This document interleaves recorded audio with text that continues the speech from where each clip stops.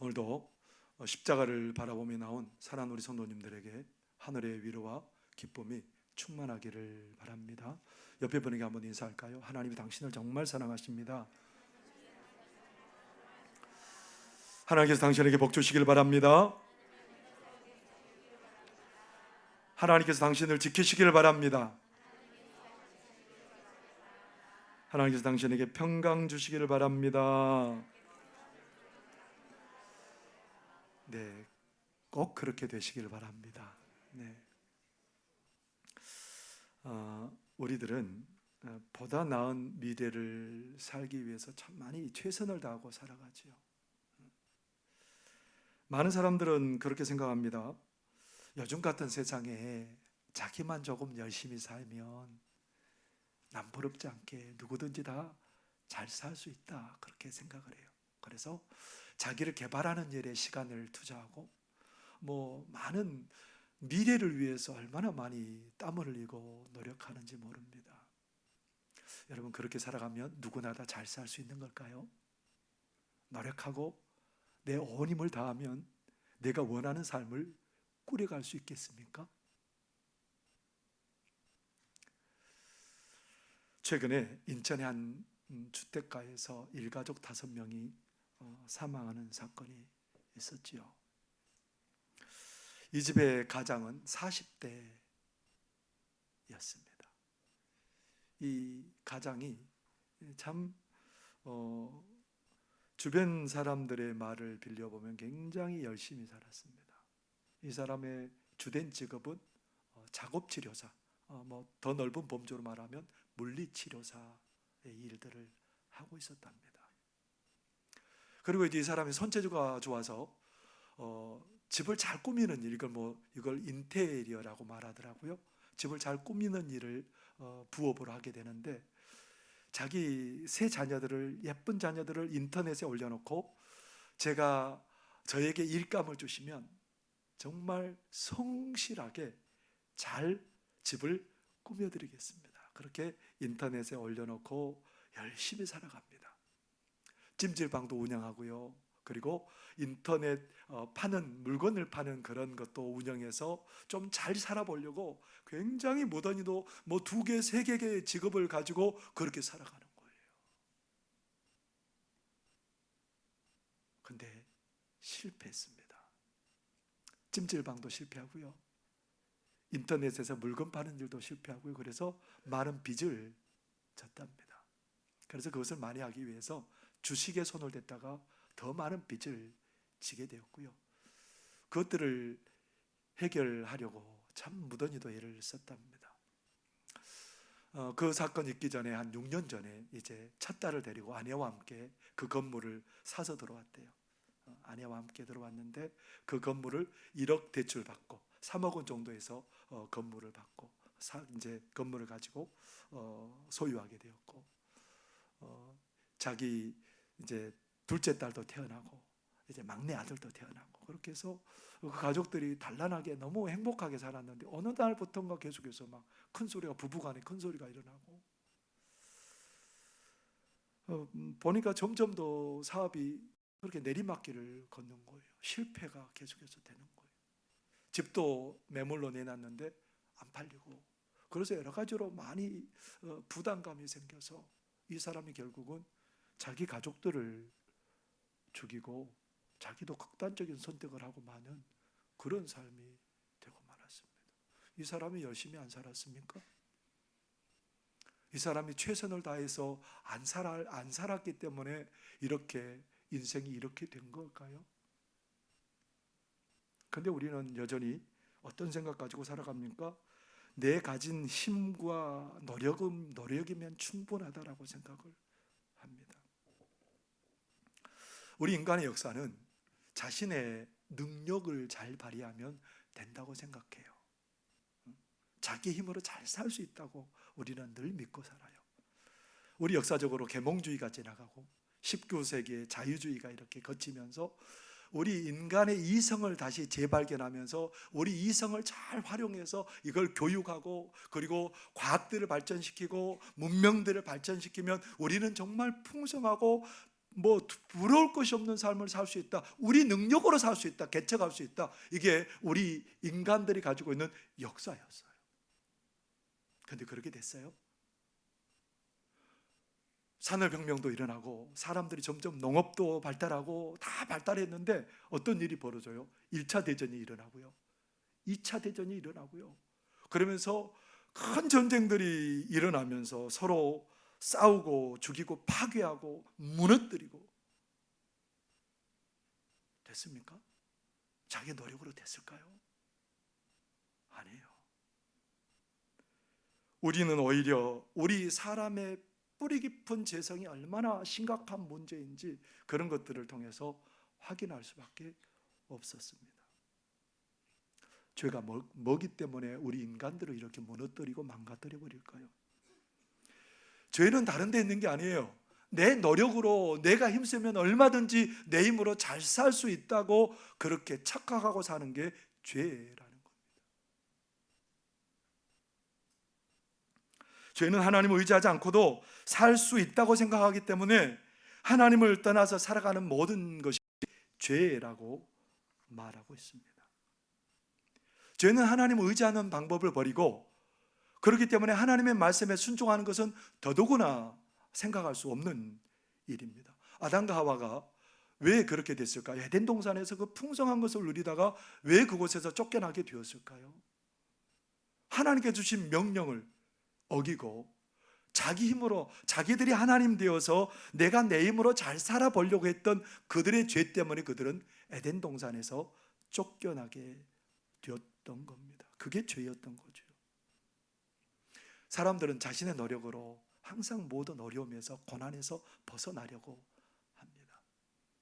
이방인들, 하나님을 안 믿는 사람들은 어떻게 방법을 찾으려고 해요?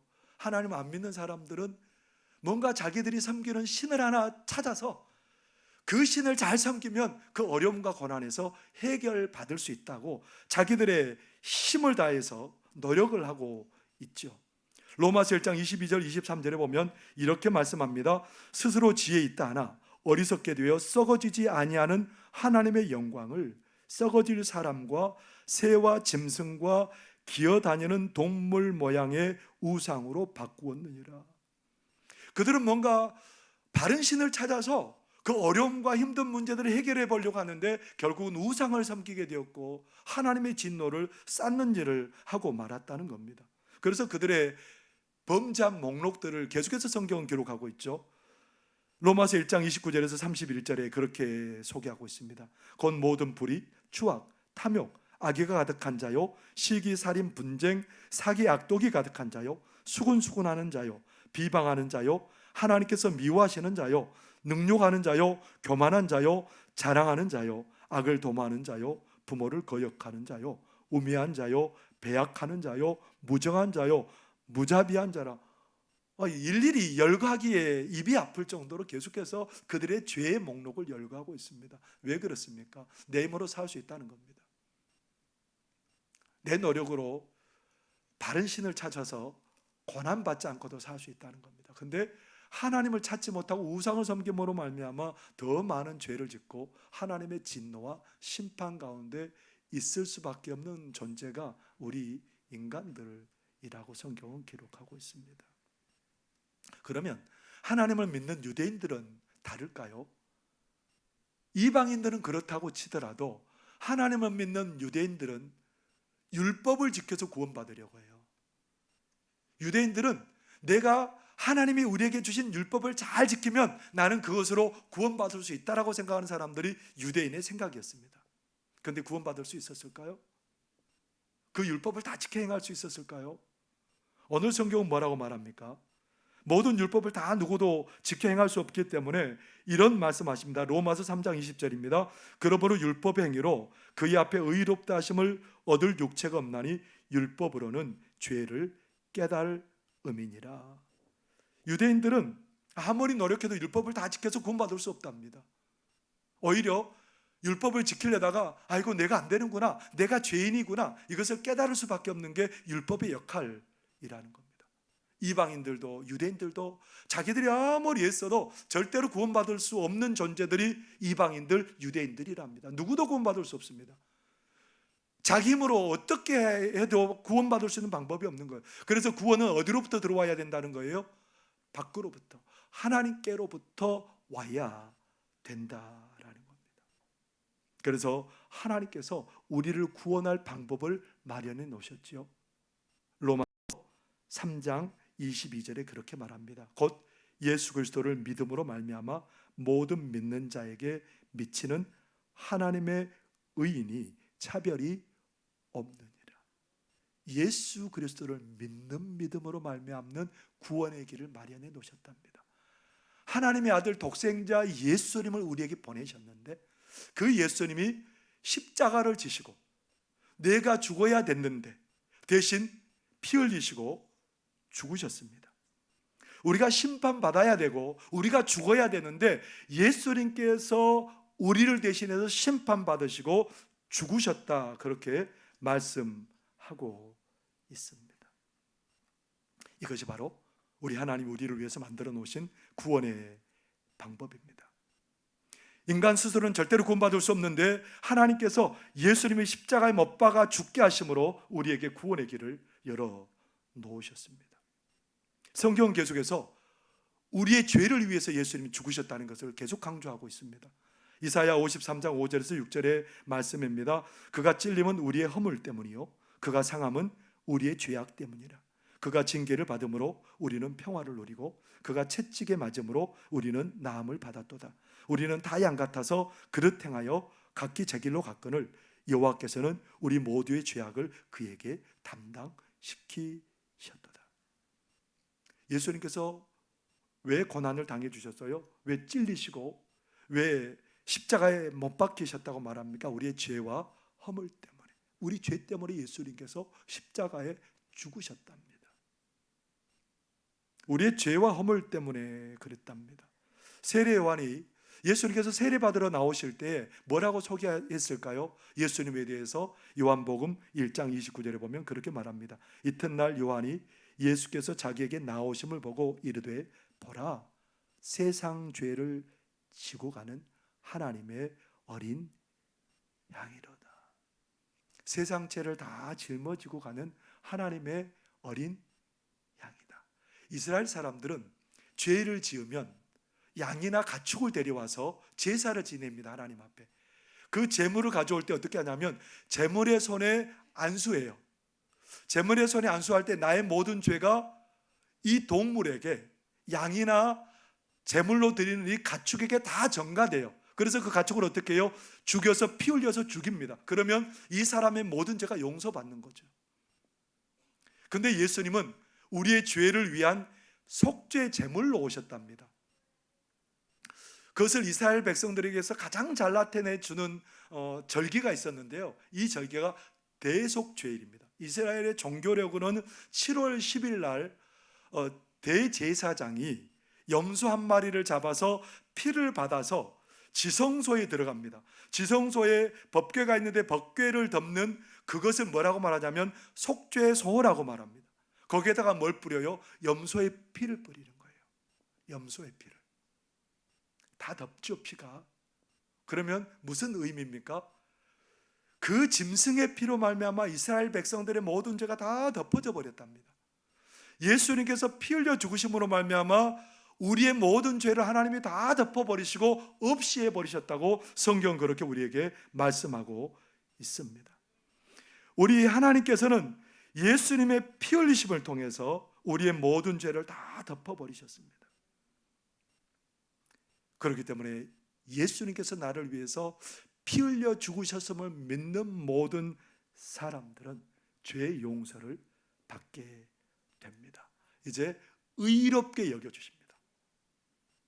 예수님을 믿음으로 우리의 죄가 다 용서되고 하나님이 우리를 의롭다 여겨주시고 그리고 하나님께서 우리를 자녀 삼으시고 우리가 하나님의 유업을 얻게 하시고 하나님의 그 부요함에 참여하는 자들 되게 하시는 그런 복을 주셨습니다. 이걸 보고 뭐라고 말해요? 영생. 온 죽지 않고 오래 사는 것은 영생의 일부분이지요. 근데 영생이라는 말은 한없는 하나님의 부요함에 참여하는 것을 영생이라고 말합니다. 예수님 때문에 우리 모두가 영생을 얻은 자 되었다라고 그렇게 성경은 우리에게 선포하고 있습니다. 어떤 목사님이 건강이 좋지 않았답니다. 그래서 일찍 은퇴를 했어요. 은퇴하기 3년 전에 어떤 일이 벌어졌냐면 간에 질환이 있었는데 악화된 거예요. 30년 전에 비형 간염이 있었는데 그것이 계속해서 발전해서 간경화가 생기고 간경화를 치료하다 보니까 간암이 발견된 거예요. 그래서 2018년에 간암 치료를 했습니다. 수술을 하고 치료를 했는데 작년 말에, 지난해 말에 다시 간암이 재발했다는 그런 선고를 받았습니다. 의사 선생님이 하는 말씀이 이제는 이식 외에는 다른 방법이 없습니다. 이식하지 않고는 절대로 사실 수 없습니다. 이 목사님을 살리기 위해서 가족들이 검사를 받았답니다. 다 부적격이 안 돼요. 근데 이 목사님이 손자지만 아들처럼 기른 신학생이 있어요. 신학생이 있는데 이 신학생이 검사를 해보니까 맞아요. 근데 이 목사님이 뭐라고 말하냐면 나는 죽음을 택하지 우리 손자의 간은 내가 못 받는다. 나 하나님의 부름 받고 싶지 내 손자의 간을 이식받아서 내가 살고 싶은 마음은 없다. 그런데 이 손자가 단지난 학교를 휴학하고 지난 3월 3일 날 간을 할아버지에게 이식해줬습니다. 60% 자기 간 60%를 떼서 할아버지에게 준 거예요. 다행히도 수술이 잘 돼서 이 할아버지도 살고 손자도 살게 되었답니다. 이 손자가 어떤 말을 하냐면요, 자기는 할아버지와 같은 목회자로 살고 싶답니다. 할아버지가 그렇게 한 영혼을 사랑하셨고 자기 사명에 정말 최선을 다했던 분이고 그리고 항상 하나님이 뭘 기뻐하는지 늘 묻고 사셨던 분이기 때문에 나도 그 할아버지를 따라서 나도 그런 목회를 하고 싶다고 고백할 만큼 이 할아버지는 최선을 다하고 살았습니다. 부끄러움이 없는 모습으로 살았습니다. 그런데 자기 힘으로는 살 수 없었던 거예요. 자기 힘으로는 못 사는 거예요. 아무리 열심히 살았습니다. 힘을 다해서 살았습니다. 그러나 그 손자가 간을 주지 않으면 이 사람은 살 수 없는 거죠. 우리 인생들이 그렇다는 겁니다. 내 힘으로 아무리 해도 절대로 살 수 없습니다. 하나님의 은혜 아니면 살 수 없는 것이 우리 인생들입니다. 우리는 마치 죄로 인해서 하나님과 분리된 사람이에요. 하나님과 원수되었던 사람들이 뿌리 뽑힌 나무와 같은 그런 사람들이 되고 말았는데 우리 하나님께서 우리를 살리시기 위해서 예수님을 우리를 대신해서 십자가에 못 박아 죽이셨습니다. 예수님 때문에 우리는 죄가 용서받고 의롭게 되고 하나님의 자녀되고 하나님의 무한하심에 참여하는 그런 복 있는 존재들이 되었답니다. 오늘 우리가 성찬에 임하면서 여러분 어떤 마음이세요? 어떤 감격이 있으세요? 창세기 22장에 보면 아브라함이 100세에 낳은 아들 이삭을 하나님께서 그 청소년 때 이 아들을 죽여서 하나님께 번제로 바치라는 겁니다. 모리아산에서 이 아들을 데리고 이제 제단을 쌓고 나무를 버려놓고 이 아들을 묶어서 죽이려고 하는데 하나님의 천사가 그만 멈추라는 거예요. 그러면서 이삭 대신 숯불에 걸려있는 그 순양을 번제로 드리라는 겁니다. 여러분, 번제로 이 순양을 태워드리면 몇 시간 걸릴까요? 몇 시간 걸릴까요? 1시간 걸릴까요? 아니에요. 화장장만 해도 1시간 반 걸려요. 그러면 그것을 태워서 하나님 앞에 번제로 드리면 몇 시간 걸릴까요? 적어도 대여섯 시간은 걸려요. 그 양이 피를 흘리면서 그 양이 코끝을 찌르는 그 냄새를 풍기면서 하나하나 그렇게 재로 변해갈 때에 아브라함과 이삭의 마음은 어떤 마음이 있었을까요? 그냥 보고 무덤덤하게 바라보진 않았을 겁니다. 아브라함의 눈에는 그 제물이 계속해서 태워지고 코끝을 찌르는 그 냄새 때문에 얼마나 눈물을 흘렸겠습니까?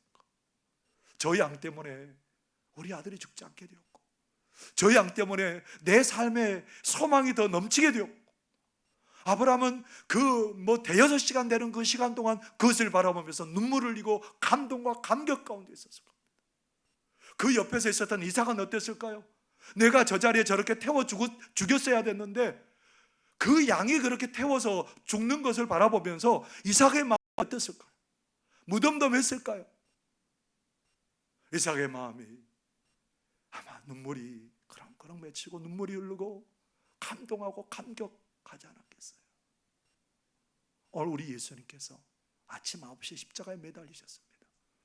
오후 3시에 그 고통 가운데 엘리 엘리 라마 사박다니, 나의 하나님 나의 하나님 어찌하여 나를 버리십니까? 그렇게 외마디 비명을 지르실 만큼 고통의 자리에서 고난당해 주셨습니다. 누구 때문에요? 바로 나를 위해서, 나 때문에, 나를 살리기 위해서 우리 주님이 고난 받으신 줄 믿습니다. 그 주님의 고난 받으심이 오늘 이 자리예요. 우리를 위해서 살이 찢기시고 모든 물과 피를 다 쏟아주신 우리 주님의 그 십자가의 현장을 재현하는 자리가 오늘 이 자리입니다. 우리 주님은 우리에게 살을 다 나눠주셨어요. 피를 다 나눠주셨어요. 거기에 참여하는 자들마다 어떻게 돼요?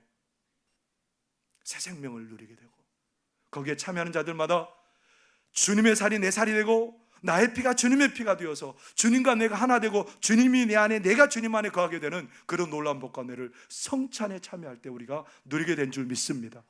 여러분, 이제 혼자 사는 게 아니에요. 누구와 함께 사는 거예요? 우리 주님과 함께. 나 혼자 있어도, 어려워도, 고난의 자리에도 우리 주님은 나와 함께 계시는 거예요. 두려울 게 없습니다, 여러분.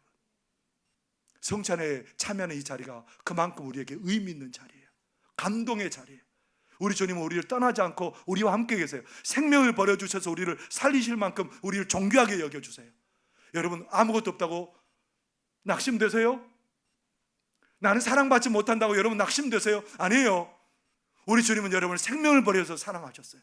지금도 생명을 버리셔서 여러분들 위하시면 어떤 것도 여러분을 당해낼 수 없을 줄 믿습니다. 그 주님이 오늘 여러분을 위해서 모든 것을 다 내어주셨습니다.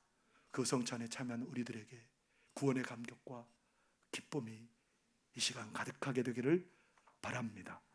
기도하겠습니다. 사랑하는 하나님 아버지, 우리 주님 우리를 위해서 모든 것 다 버려주셨습니다. 하나님 아버지, 우리가 이제 그 놀라운 은혜를 기억하며 성찬의 자리에 나아가려고 합니다. 하나님, 우리 각 사람 마음 가운데 역사하여 주셔서 하나님 이 성찬을 통해서 우리가 은혜, 구원의 감격, 은혜의 감격이 충만하도록 하나님 도와 주옵소서. 예수님 이름으로 기도하옵나이다. 아멘. 이제